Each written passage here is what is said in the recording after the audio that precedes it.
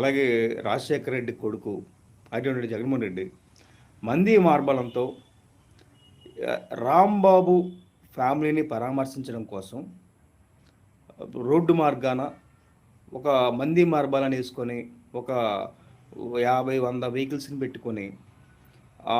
కుర్రోళ్ళందరినీ కూడా గ్యాదర్ చేసి వాళ్ళకి ముందు ఇప్పించి అవి ఇప్పించి మొత్తం కుర్రోళ్ళు గ్యాదర్ చేసి ఆ జనాలను ఏదో మనోడు ఏదో సాధించినలాగా అందరికీ నమస్కారాలు ముద్దులు గాల్లో పెట్టుకుంటా రాంబాబు ఇంటికి వెళ్ళి పెద్ద మీటింగ్ పెట్టాడు అక్కడ. ఇక్కడ పరామర్శించడం అంటే ఎలా ఉంటుందంటే, ఒక వ్యక్తి ఎవరినన్నా పరామర్శిస్తున్నాడంటే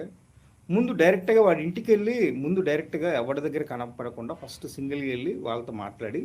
తర్వాత బయటకు వచ్చి మీడియా సమావేశం పెట్టి మీడియాలో చెప్పడం అనేది అది ఒక నిజమైన పరామర్శ అంటారు దాన్ని. అంటే ఒక వ్యక్తి యొక్క పరామర్శ. ఇక్కడ జగన్మోహన్ రెడ్డి ఏం చేశాడంటే,